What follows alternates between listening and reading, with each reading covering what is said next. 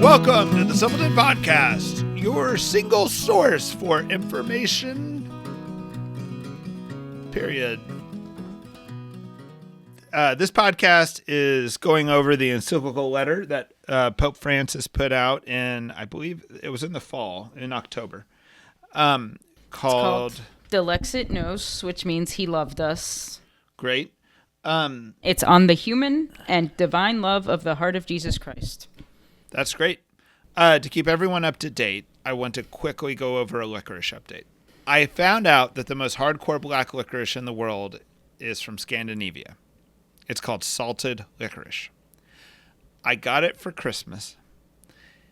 It is absolutely terrible. It's inedible. Like I've kind of conditioned myself now to be able to eat it, but it's like it's menthol with salt.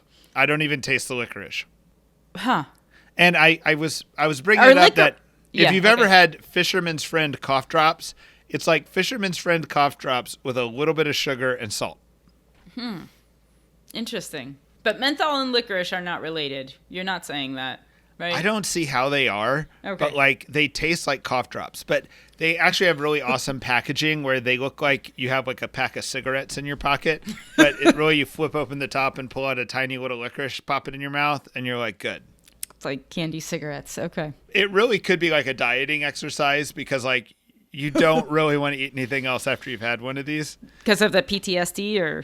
I don't know. I've actually started to like them a little bit, which is, weird. So, all right. The other thing was I mentioned that black licorice is so strong that it should be considered hormone therapy and it would grow hair on the chests of like a 3-year-old, right? Girl. So one of our great listeners from the state of Louisiana, seems like a lot of our listener feedback comes from the state of Louisiana, sent me a video that black licorice is a homeopathic remedy for hair loss. Oh. So I intuited that. Yeah. Wow. That is very specific. Yeah, we have some engaged listeners. They did some research. Yeah. All right. A listener told me that because of listening to our podcast, he is now being advertised licorice, and I did not know licorice had advertisements. I'm sure he loves licorice. All right, let's get into this encyclical. Big picture takeaway was that I thought this was a very nice encyclical. Meaning that I found it kind of edifying and correcting at the same time. How would you characterize it, big picture? I thought it took me half a second to kind of get into it, and then I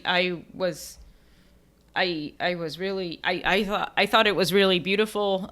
You mentioned that a friend of ours is kind of praying through it, and I thought that there was just a lot of meat, even you could just read one paragraph, and have a little bit of something to chew on prayerfully. And I was moved by it. I thought it was very beautiful. And I think I tend to have kind of like a heady Catholic crowd around here. And I thought this was like a good antidote. I don't know. I don't think being heady is bad, but a balance. I don't know. It called on another part of the faith, maybe, but yeah. Right. Like you could almost say that whenever you do theology, you should be praying through it, but this kind of lent itself to it. The way it went. So let's go upon what we kind of consider to be the 3 big takeaways from this. I'll start. The first was it's emphasizing the heart. And it's using the word heart the way we would use it in like common language, like to say, hey, I had a heart to heart with someone, or this feels good or wrong in my heart. But it's this kind of ancient idea that's well beyond even, I think the claim is even the West, that the thing that harmonizes the body, mind, and spirit is this place called the heart. He called it like the unifying principle. And something that sort of represented the whole person in a way that the mind doesn't, That's right. Right.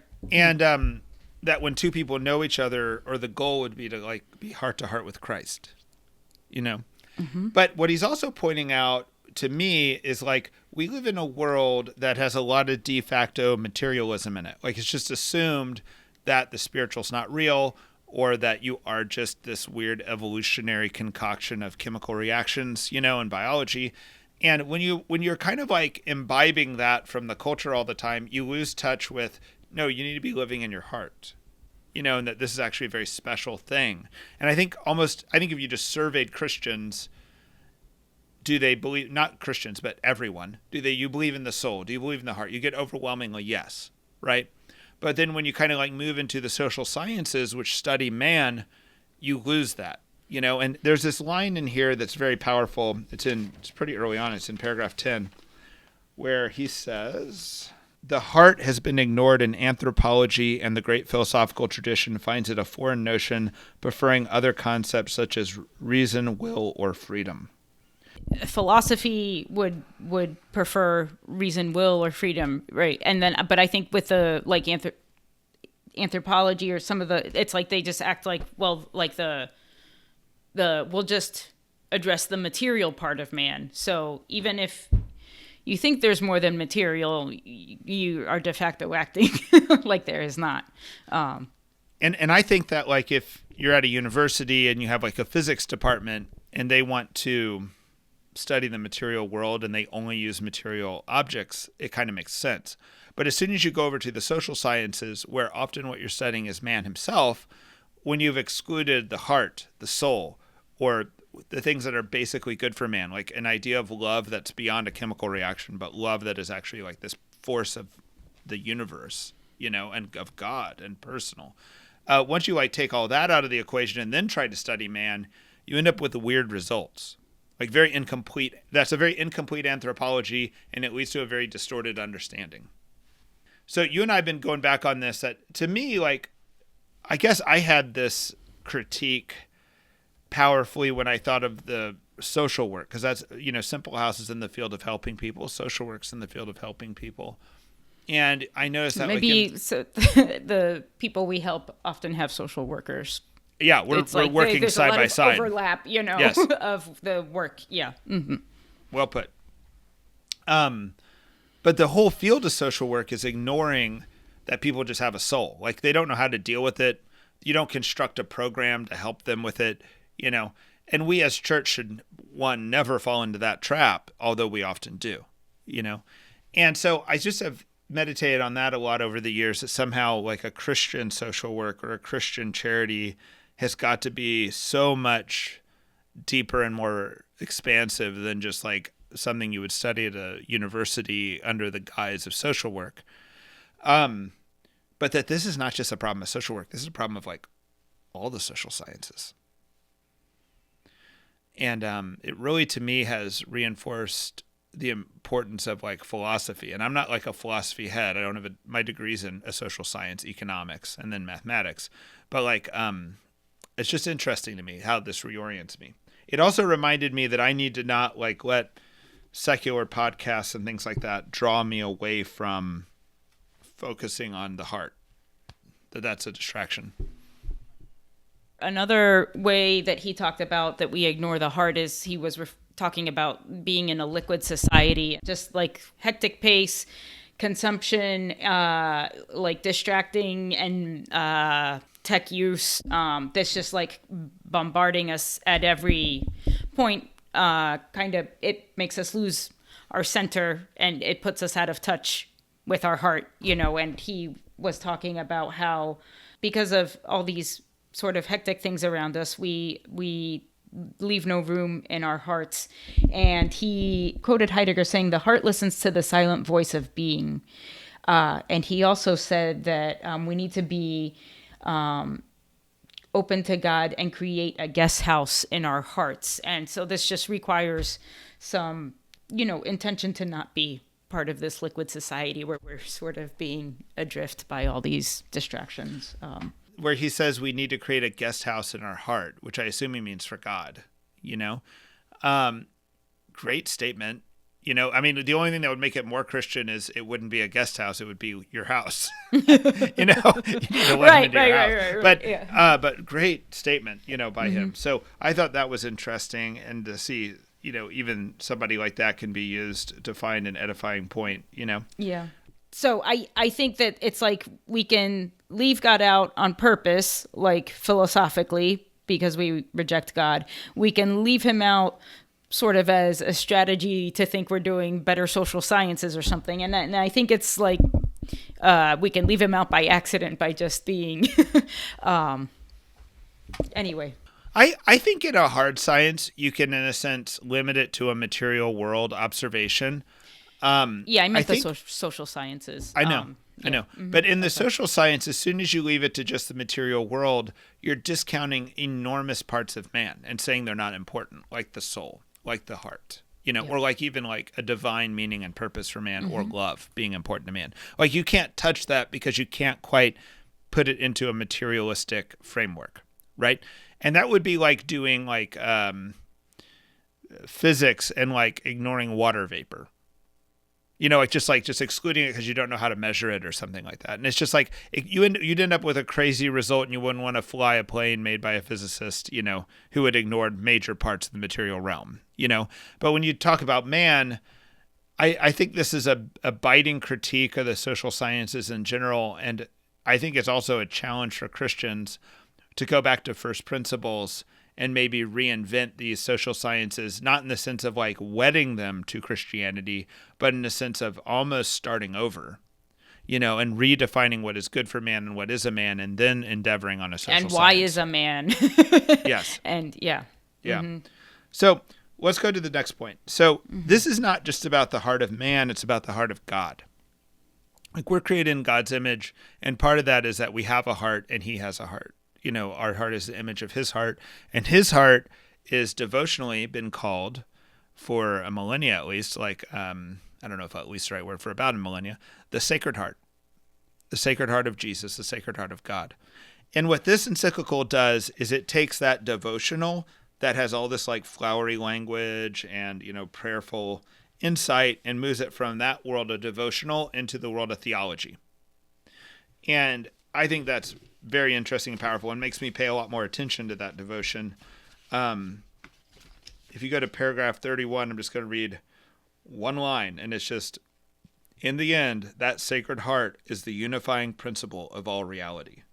And you can get there pretty quick. It's not a hard theological reasoning to say this, Like if the heart is at the center of man that makes sense of everything else, and the heart's at the center of God makes sense of everything else, then everything's coming from God's heart. That's where God's love is coming from. And basically that's what created everything. I was like, oh, there's a little bomb. When he said that, I was like, wow, that's enormous. That's an enormous, beautiful statement. All right, Laura, how about you go for the third major point in the encyclical?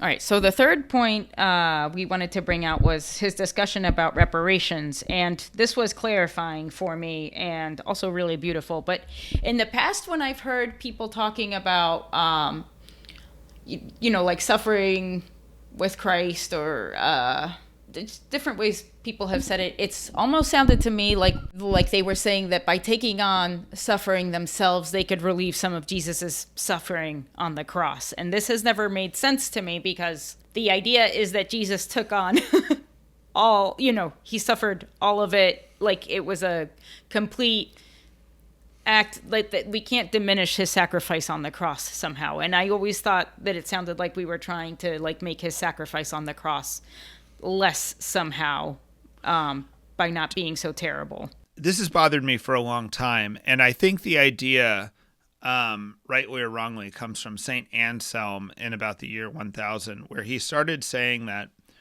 a way to think of atonement is that we did this like infinite injury to God, and it demanded this infinite sacrifice to repair it, and that's like Christ dying on the cross. And what this conjures in everyone's mind is like a scale of justice, right? And what's weird about this scale of justice is it's not about just righting a wrong, it's about kind of pain for pain in a way, And there's a way in which Catholics have, I'm not sure that this is, I'm almost sure this is a wrong emphasis. I'm not sure it's technically wrong. Wrong theologically or something. Yes. Yeah. That they feel like they can suffer and wed that suffering to Christ and either help the world through that, or help Christ himself through that, help the world, you know? Like they can, like, in a sense, contribute to the scale of injustice. Right. But it's also, what's always struck me as so weird is that there's at least one verse in St. Paul that upholds this theory, you know? But, like, that is not the emphasis of the early church. You know, like, why Christ died on the cross as, like, balancing scales of justice is a reason why it may have happened. It also is to show us just how radical his love was. It's message. It's all these things beyond just, like, balancing scales of justice, right? And what's also weird about it is, like, if you were harmed, like, by a criminal, and we could make you whole. Like we could just say, they robbed you of $10, here's $10, and we're going to just, and maybe you don't even notice it was ever gone, right? We have repaired the harm, right? The idea that you have to cause pain to make up for pain is something that a lot of humans do feel, you know, like it is in us to think that, like if you hurt me, I want to hurt you so you can feel, so you can like, somehow it's even then. But in reality, that's like a logic that doesn't work. You know, we're not, none of us are repaired by the end of it, you know? Leading up to this section, he quotes Saint Therese a lot. And she was writing to her sister who was like very focused on making little sacrifices. And Saint Therese was just like, our sacrifices are like nothing in the ocean of God's love, you know, just a drop. And they... that her devotion to is more about friendship and assurance and confidence in God's like immense love than about trusting that her little sacrifices are gonna make things right between him. And so I loved the whole encyclical was kind of moving into this. It's like the thing is really about intimate friendship, intimate relationship with Jesus, and our sacrifices can, I think they can be very beautiful when you endure something difficult, you know, with a patient and spirit and united with Christ. But it can also be a kind of distracting, like self-consolation or sort of satisfying human want for fairness. And so I thought that was great. And so when he talks about, I kind of want to go back to your point again, but he quotes John Paul II. He says, over the ruins accumulated by hatred and violence, the greatly desired civilization of love, the kingdom of the heart of Christ can be built. So rather than like, sort of taking away, the true reparation asked by the heart of the Savior is in union with him building a new civilization of love. And so I like this because it's more like you're putting something forward, and it's like if you have two kids and one brother breaks the toy of the other brother, it's like, what are you going to do? You know, it's like there could be a way of reparations where you break the other toy, right? But that is kind of lame and stupid. Or like mom or dad could lovingly repair the toy, assuming it's, you know, repairable. But, there could be a thing where it's like you make right by fixing, and you don't undo that the toy was ever broken. But if your kid keeps this for some years, he might look back, you know, at the sort of time that mom and dad spent repairing the toy, and that's like a special memory and maybe even greater than the toy was in the first place. I feel like there's both what is reparations, and then there's kind of like this spiritual focus issue that's also a problem. So the what is reparations? Reparations means repairing harm. It does not mean equaling the wrong. Yeah, you know? or undoing it, because you can't undo it. Right. So, yeah. But what you're talking about, the two toys, is because, oh, you broke my toy, therefore I'll break yours, and now somehow we have reparations. That's not reparations. Yeah. Right? And therefore, like, you hurt God, now he hurts you. That's not reparations either. And pain for pain may not make sense at some level, right? And making your other son feel guilt forever, or the first son feel sadness forever, or anything like that, also not reparations. Very human, though. Yeah. Like very human, that we almost do want to hurt someone in response to our own hurt, right? But this is not reparations. So what this is doing is it's putting the conversation on the plane of actually repairing the harm, not punishing what happened. It's not about punishment, it's about repair. That's why it's called reparations. And the other issue here is that he mentions multiple times in this encyclical about Jansenism, which is this heresy, it's proclaimed a heresy from like the 1700s, where it was like salvation's very elite. God is only going to judge very few people as able to come to heaven, and salvation's not plentiful. And this is a very kind of like cheap view of the Lord, unfortunately. Like it's a heresy because it in a way diminishes the love of God in favor of something else, like your effort or God's justice over his love or something, you know. But it's a misunderstanding because it ends up with an unworthy view of our Savior. There's this idea in here that we also see, as he put, a proliferation of forms of religiosity that have nothing to do with personal relationship with the God of love. Personal relationship with the God of love is our religion, period. The Eucharist is to cause and help that. Our religion is not for the Eucharist. The Eucharist is for that, right? It is for, let me say it again, personal relationship with the God of love. And when you are thriving in that, you have everything. You have the whole kingdom of heaven in your heart at that moment, you know? And the what St. Therese says, which is kind of, everyone can like agree with what St. Therese says here, but you have to kind of like get oriented towards it. So there's a quote from St. Therese in the Encyclical. It said, "If I had committed all possible crimes, I would always have the same confidence. I feel that this whole multitude of offenses would be like a drop of water thrown into a fiery furnace." Meaning like, we talk like, oh, don't presume on God's mercy. Well, that's kind of sounds like she's presuming, you know, and she's not presuming. She knows God's mercy. So it's not a presumption at all. She knows God's mercy because she's felt God in her heart with all that love and that personal relationship, right? And she has complete confidence in his mercy, even if she does some grave matter sin. Another quote he has from St. Therese is, this might not be exact, but it's like, how could someone fear such a tender love? And again, it's like what the thing is about being immersed, being consumed, being burnt up by this love. That's the whole thing of it, you know, is this being in love and being loved by Christ in this very personal, intimate way. That is our faith. Like that is our faith. Just period. That's our faith. Yeah. You know, yes. Is to be consumed by the love of Christ and to live heart to heart with him, and not even heart to heart, like he's in your heart. Yeah, and you you're know, in that's his. how radical Yeah. it is. And the flame of the Holy Spirit's come down and residing within you. That's what the religion is. And when you say that, it makes it sound like sin doesn't matter. He has a section on compunction. Well, forget that for a second. Okay. I'm just trying not to cause scandal. Like, sin matters. It does, You know, sin wounds that relationship. It's real, right? Yeah. But in another way, it does not matter compared to his mercy. Right. You know, both are true. And figuring out how to, and you want to live in his mercy more than you want to live in worrying he can't forgive you, or worrying that you somehow have screwed up your whole relationship forever. You don't want to live there, you know?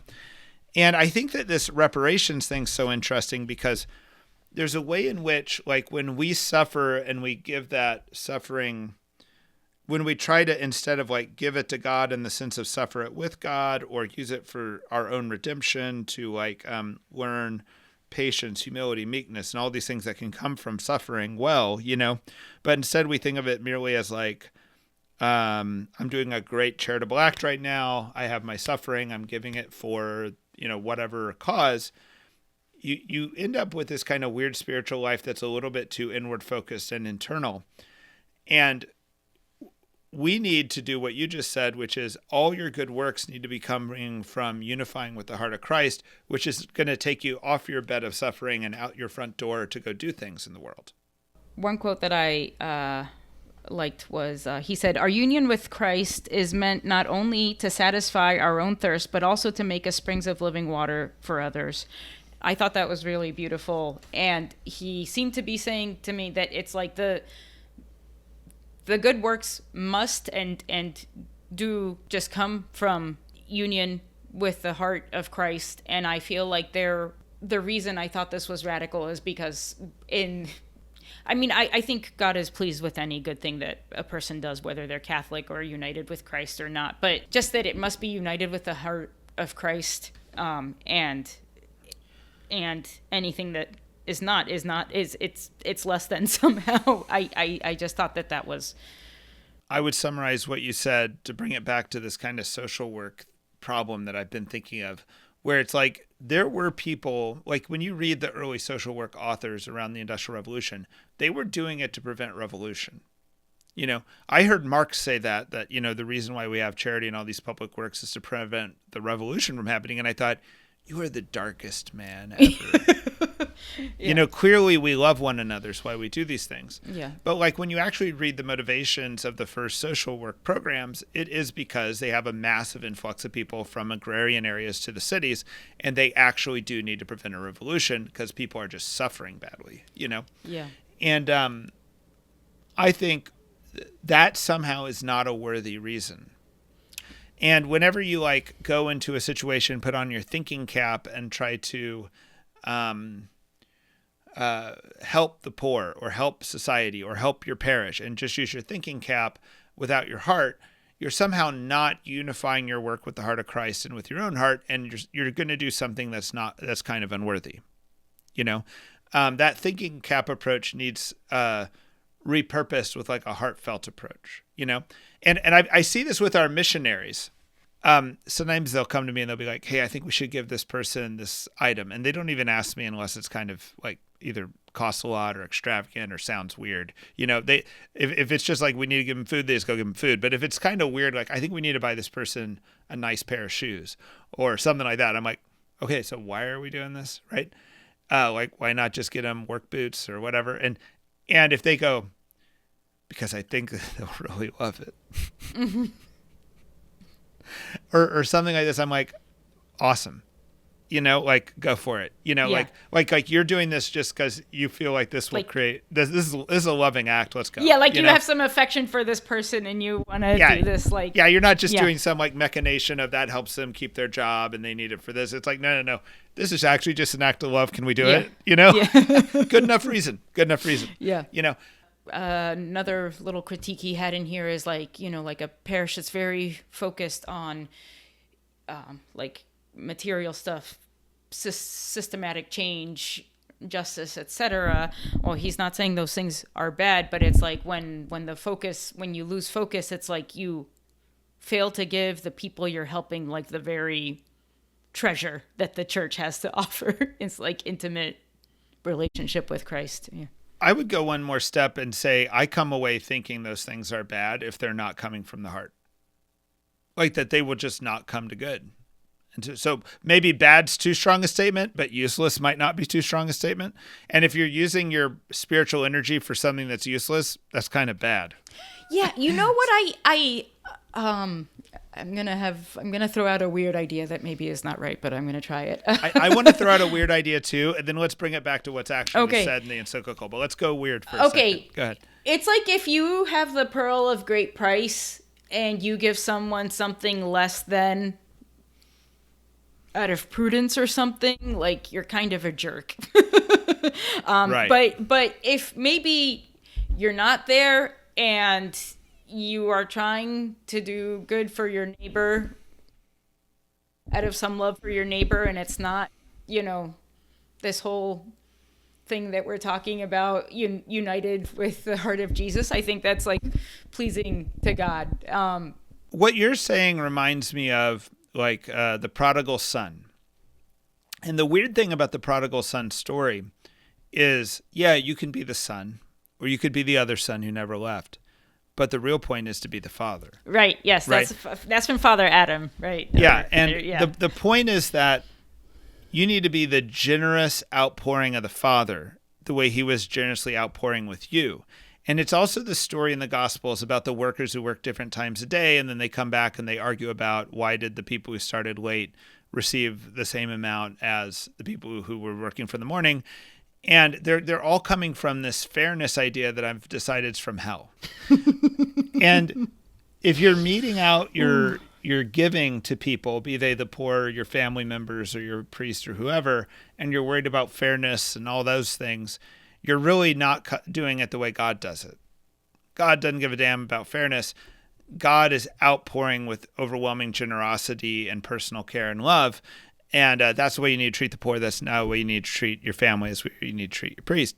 And that's why you're sometimes buying them the ridiculous pair of shoes or whatever it is, But you're trying to always be that generous, outpouring love of the Father, That's not concerned with, fairness. Yeah. Yeah. All right. The other thing this triggers in me, this also, we're a little bit beyond where the encyclical goes. And we're going to get back to summarize exactly where the encyclical ended and where we began. But I heard an idea recently that humans are so programmed, in a sense, not to act. Like when one of us kind of steps forward to do something new, we kind of make some efforts to pull them back. It's called tall poppy syndrome, where like the tallest poppy is the one that gets cut, and we even do this to ourselves, like second guess ourselves and keep ourselves from succeeding and going forward. And the argument is that more evil has come into the world through inaction than action, that when you're too worried about being perfect and worried about whether or not your friend is perfect and judging them, you will actually cause more evil in the world than if you were a little bit, I don't want to call it reckless, but a little bit more going out your front door, So I have a friend I used to play sports with who was kind of a playmaker, and it was like her technique was not pretty, but she would just make the thing happen, and it's like, it's not like how you want to teach a little kid to play basketball exactly, right. know. But it's like we're gonna score some points if she's on our team, And it's okay if your playmaker fumbles more than everyone else. But she scores more points than everybody else, or she exactly. has more assists, or she has whatever. Yeah. And so I remember my dad was a football player, and he was not in one of the glamorous positions. He wasn't a wide receiver, running back, or quarterback. Yeah. And he lost a ball. Like he somehow caused a turnover one time where his team lost the ball. And the coach said, "There is nothing you can do to win this game for us. Therefore, you will not do anything like this that loses this game for us." Oh, yeah. I don't know. Maybe that's a bad story, but like a quarter, like if you're Patrick Mahomes and you throw an interception every once in a while, we forgive you. Yeah. If you're turning the ball over and you're not Patrick Mahomes, we can't forgive you, because you don't do enough to be allowed to turn the ball over, But my point is that I think there's this idea of this reparation spirituality that's done in this kind of weird classic Catholic way of wanting to dwell on our own pain and how our own pain can save the world, that is keeping us from going forward and doing things in the world, because it's a very self-centered, it allows you to lay on your bed, and suffer, And I also think it's the same thing as when we're sitting at home worried about who Mr. So-and-so is doing at the parish because we have this problem with us, but we're not up there fixing the parish. Yeah. It's it's so much easier to be the person cutting down the tall poppy than the person who's taking the chance. And if we took more chances, I think the world would just be so much better. I think the thing that is wild is Mr. So-and-so is making the parish, helping keep the parish open, oftentimes. Or at least trying, Yeah. I mean, there are some people that are not helpful, but there's a lot of difficult personalities that do necessary things, even if they're not doing it the way you want them to do it, Sure. So let me go back to try to say what Pope Francis is actually saying.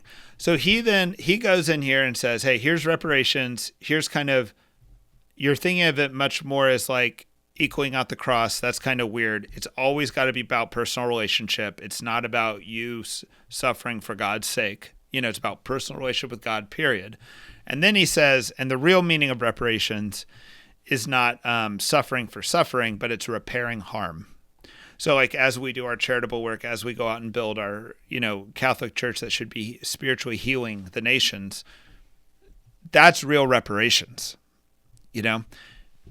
love of neighbor and wanting to do these things, it flows. It's like the natural flowing of being united with Christ. I also think this idea that like I've always been like a very critical person, and I can kind of point at problems in every good thing. I could write a critique book on every good thing happening.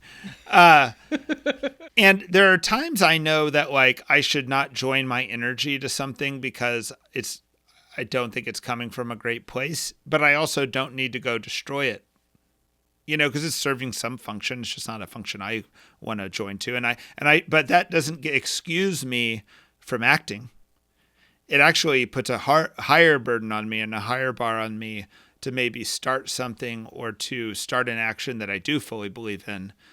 And I think we need more people. I think there's too many people who stop after they see the error or the incompleteness in someone else's action. Yeah. And don't answer the call to go do it themselves, That's a Clark Massey idea, not an encyclical idea, but I think that's a good idea. It's an excellent idea, though. It's a great idea. It's a great idea. Yeah. Yes. All right. All right, let's go to minor points. So those were the three major. So the three major, to recap, were he took the Divine Mercy devotional from a devotional into theology. He talked about reminding us, particularly at this point in history, that the heart is at the center of man. Heart's also at the center of God. And don't let yourself get kind of dissipated into, some type of anthropology or philosophy that doesn't always keep the heart at the center and the personal relationship with Christ at the center. And then the third idea was the reparations idea, that is much more about unifying yourself with Christ and repairing the world than suffering, as reparations. Yeah. Does that sound right?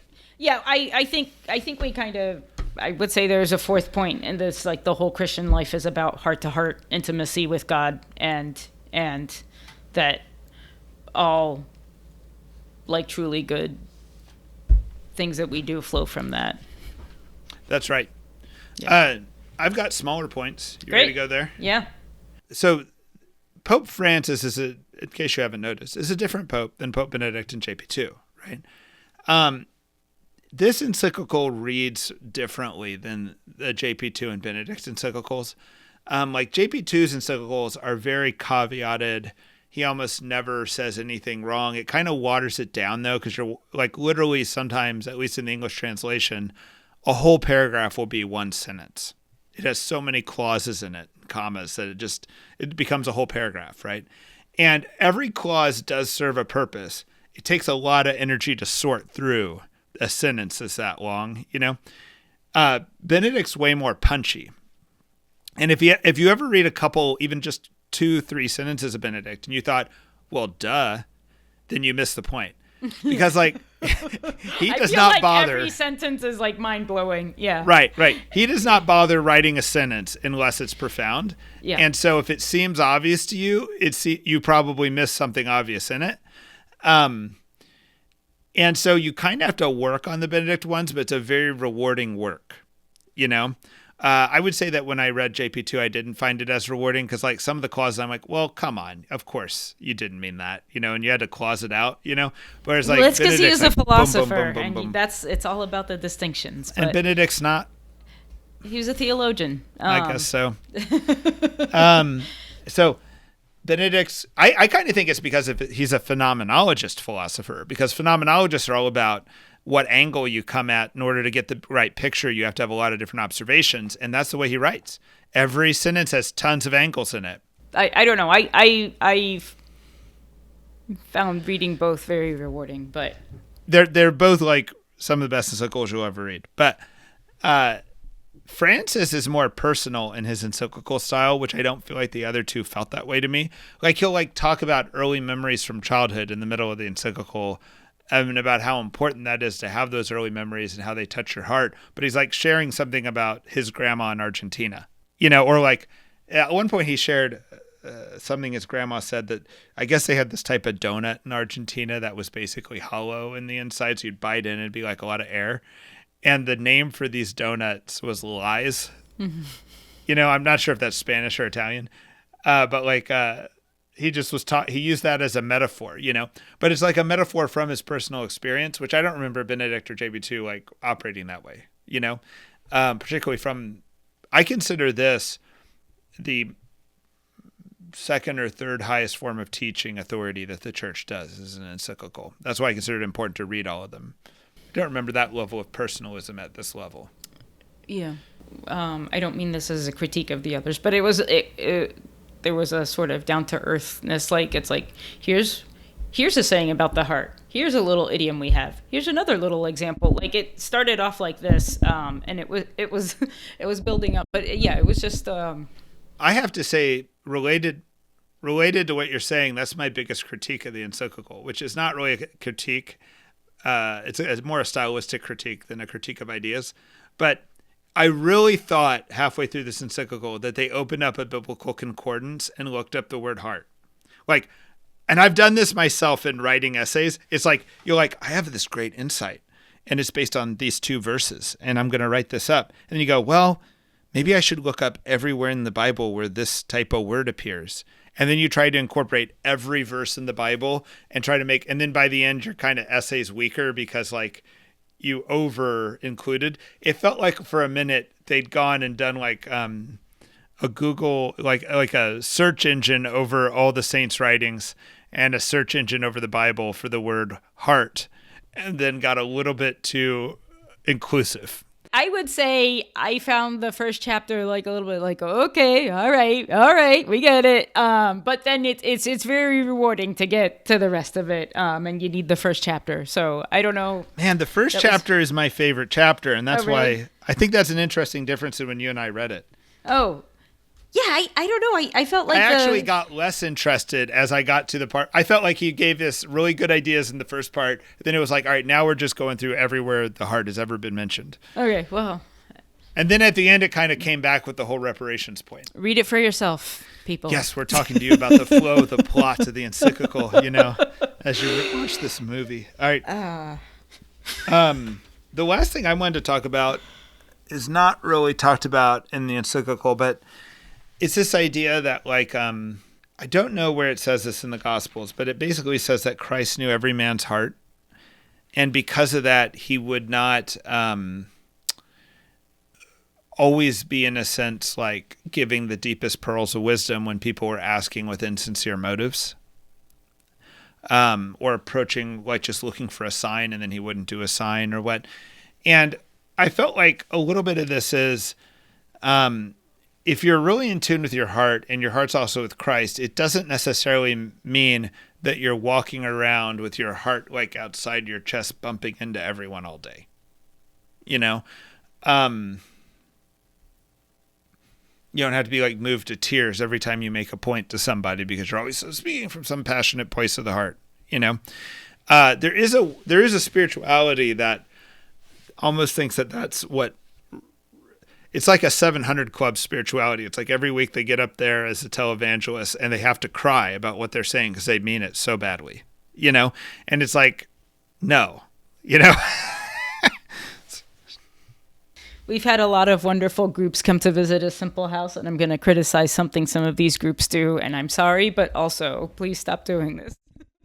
It'll be like the leader or like a sort of senior person in the group will be like, let's like sit in a circle and everyone tell us like, a moment in the last month where Jesus broke your heart or something. Like, that's just like, no, I don't want to do that.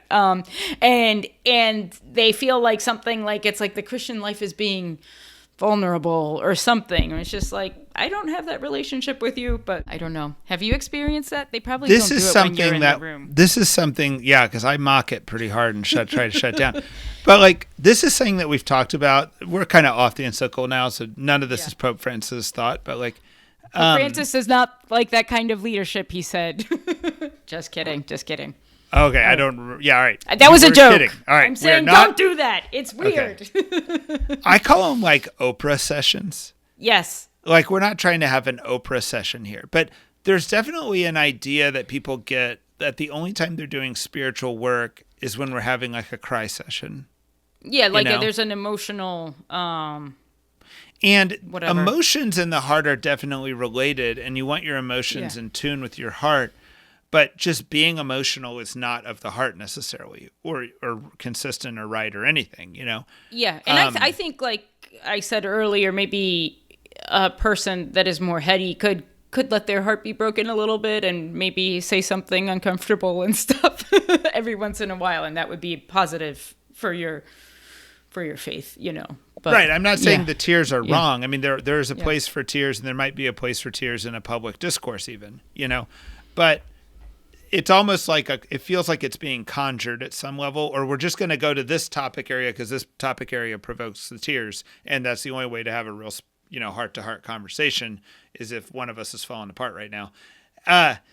But I dislike that, and so to me, it's like we have to be careful that are like when we have groups at Simple House and things, that we're having meaningful discussions that are important, that are spiritually important, they're important for the heart, but they're not just like emotional sessions, right? But the other thing related to this is there's a lot of retreats these days, which seem to do good. So I kind of don't know how to deal with this, but they're very much emotionally engineered. Right? They definitely, like the retreat organizer was thinking, and now you'll be feeling like this, and then we'll do this confessional, and then we'll do this, and we'll do this. And you often have to write letters for people on retreats like this so that they can open them at their weaker point to get that lift up. You know, I do not like this level of emotional engineering. You know, I think it's inappropriate to give anyone else that much power over you, or for you to exercise that much power over someone else. But at the same time, I know people who love these retreats, and I can't say that they're wrong for loving them. But I find that this is inappropriate.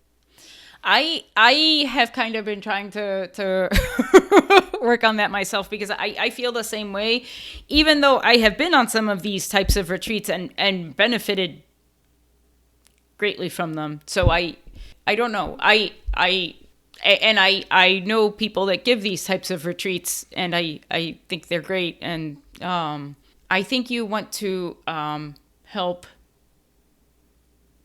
people connect their faith with the difficult things in their life, and the trying and the emotional and the challenging things of their life. And that's really important. And that doesn't always happen easily, like in church or in every family or whatever. So I think that is like a positive thing. But then I think my other sort of reaction is like the heart is such a special place, like that we have to be careful not to like intrude in other people's hearts. And that's what I don't like. I feel like the emotional engineering can be a bit of an intrusion, maybe. I don't know. It reminds me of like the way we're romantics today, that people will like fall romantically in love and leave their spouse or do all these weird things, you know, in the name of romantic love. They're this like these emotional absolutists with romantic love, right? And clearly love is far more than that. You know, we can talk about different aspects, different names, different types, whatever, but I know it's far more than just that romantic emotional roller coaster. I just know it, you know? And I kind of feel like these retreats are in that romantic, or not romantic, but they're in this emotional roller coaster as if that's like a deepest reality or something like that. And it's like, actually, no, if everyone in this retreat falls away, I must remain here with God. You know, like I'm not here for their support. I'm here to get based on God, you know? I would be curious if anyone had a different take on this retreats, because this is actually something that I have been thinking about lately and talking to a couple friends about, and so I would love to hear that. But I do think there are some, like, I've seen, you know, romantic relationships where I want to be like, just get on the roller coaster, go, you know? Right, because emotions are good and love is good. It's just not the whole thing. Let yourself be carried away a little bit, you know? So. True. Yeah. Yeah, you're right. Yeah. If we can go have a great emotional time at church, let's go have a great emotional time at church. I guess the whole concocting of it is the thing that I don't get. But like, you know, even romance, like you take a set of flowers, you choose a romantic restaurant. It's not like you just leave it all to chance. Yeah. You set the scene a little bit for romance. Tonight. Yeah. Yeah. So, yep, I got to go plan a date with my wife. So. All right. Well, see you later then. Good to see you, Laura. You too, Clark. I highly recommend everyone read this. I say that knowing everyone's got limited amount of time. It is lengthier than other encyclicals. We didn't say that, I don't think, but I think it's not that much more long. I mean, it's about 50 pages. It's 100 pages in this book. How many of those are footnotes? Did you take out the footnotes? Without the footnotes, it's 108. Oh, really? If you print it out on 8.5 by 11 paper from the Vatican's website. It started on 11, so 99 pages. Sorry. On the Vatican's website, it's 50 pages of 8.5 by 11, skipping lines between all the paragraphs. Having said that, only one of these comes out like every 4 years. That's about the frequency of these things. So I just think they don't come out. We're not getting overwhelmed by them. He's not the college professor assigning us so much reading. 250 pages. Yeah. Right. I've also found that it's surprising how many people don't read them, even people in leadership, given that they are, I think, one of the highest, authoritative levels of the church. But, yeah. All right. God bless you, Laura. All right. See you, Clark. Talk to you next time. Goodbye, everybody.